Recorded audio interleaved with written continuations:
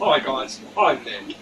So I've been breeding fish for about 2 years. I've predominantly focusing on the placos and shrimp. So I'm glad you're here to join me on this journey. I'm going to basically make some videos on the pros, the cons, what's gone right, what's went wrong, and hopefully, yeah, I can help some of you out there too.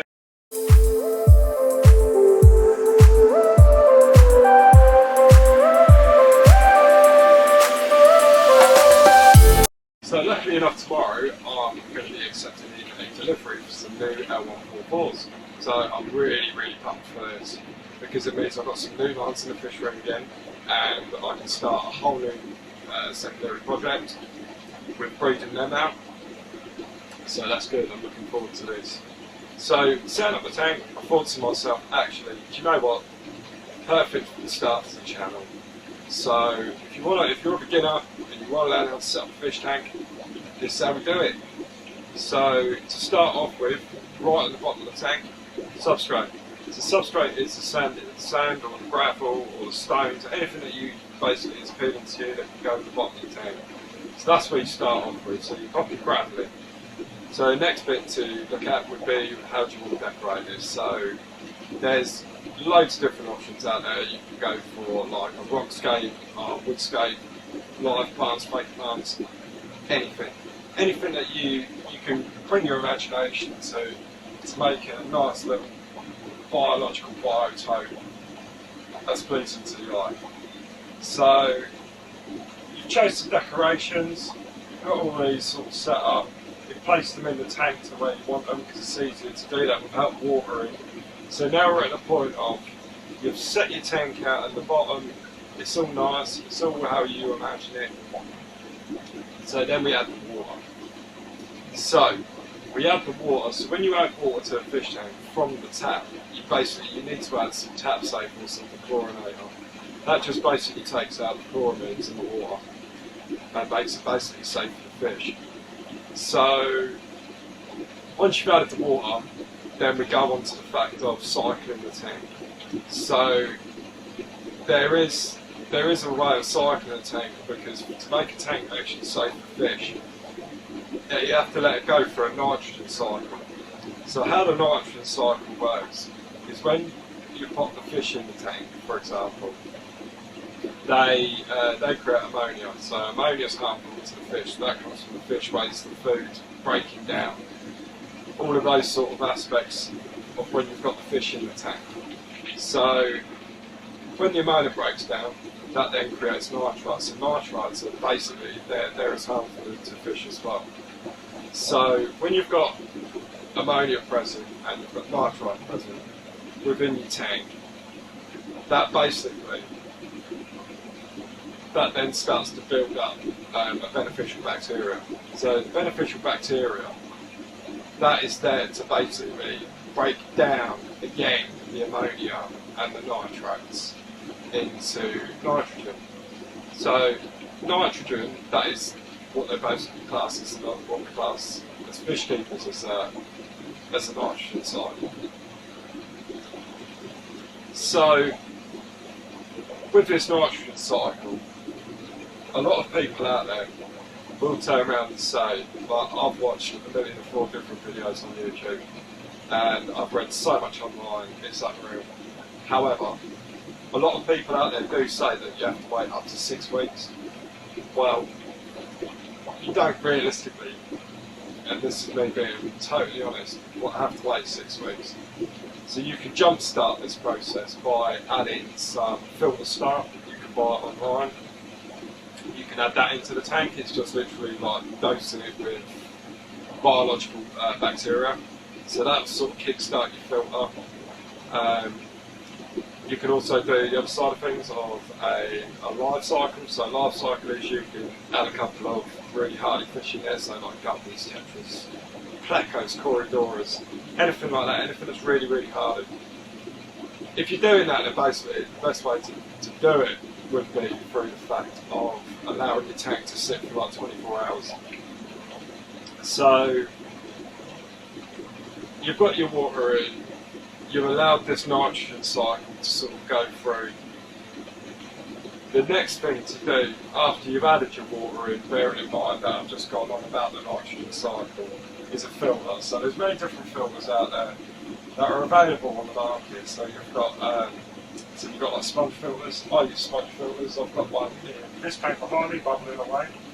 So that will, things with sponge filters is they will create water movement, and they'll oxidise the water column as well. So hang on back filters, they have a biological media in it, and that basically that's another place for the beneficial bacteria to grow whilst filtrating the tank.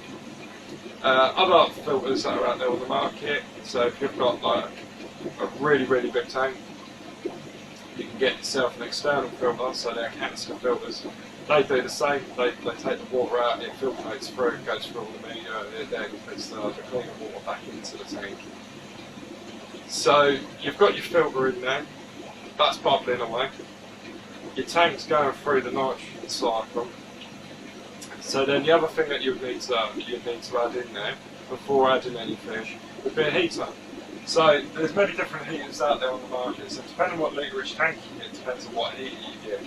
So if you go online and you type in the litre-rich of your tank, and then type in obviously the fact of a heater, that will basically give you the recommendations for that size tank. So it's always best to use recommended heaters for the size of tank that you've got, because if you were to go for a slightly lesser wattage heater for the amount of water volume that you've got in your tank, it won't hold the constant temperature. So you need to keep a constant temperature through the tank to then basically so the fish don't sort of struggle within that environment. So generally speaking, most fish out there will sit optimally at 24 degrees, which is 76 Fahrenheit. But then there's other species out there which prefer slightly warmer temperature, so that would be 28 degrees, which is 82 Fahrenheit. So you've got all of this in place now, so your heater's in there, that's heating your tank up, your tank's bubbling away, so you've got water movement and oxidisation going into the water. You're going through the nitrite cycle, the nitrogen cycle, sorry. So then the last bit for this would be lights. So depending on how much light you realistically want in the tank. So in all honesty, lights are there for our purpose. So it's on, it's so that we can enjoy our little watery wet pets swimming around, enjoying life in this little biological zone that we've created for them. So thanks for watching. As I said at the beginning of the video, stay tuned till the end. So we're at the end now, so it's time for the Cali Aquatics top tips for our tanks. So top tips for the tanks.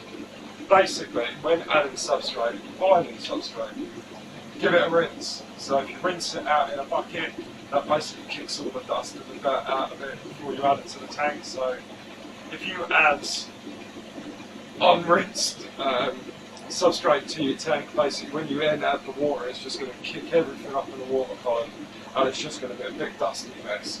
So that's tip number one. Tip number two is the fact of if you know someone that's already got an established running aquarium, ask them for some of their media, ask them for some of their sponges out of their filter, because if you add a pre-cycled filter to a newly established tank, it's instant cycling. If you add that in, you can pretty much throw fish in there straight away. It's not going to do any harm. At the end of the day, it's life plans. So life plans feed on nitrogen and then to the tank. It's drastically going to reduce the amount of nitrogen that is within your system itself. And it does help, it's very beneficial to the fish. It gives them a lovely little hiding spots. It gives them something to graze on, because on live plants you get microorganisms grow on them, so with that side of things they will feed on them. and so it does have a food source. And not only that, there is aquarium plants over, but you can add some house plants. So I particularly in my fish room, I use a lot of pothos. So in the UK that can also be called, and I'm guessing in a lot of other countries that can be called devil's ivy. With that you can just take it out of the pot, rinse off the roots, put the roots straight into the tank, and that will literally nitrate on it. It will just suck all the nitrogen out of it from the nitrogen cycle. And to be fair, I find that they do grow really, really well. So that's the end of the video. Thank you for watching. Please drop me a subscribe. And yeah, I'll see you in the future for some future content. And happy days. Fantastic.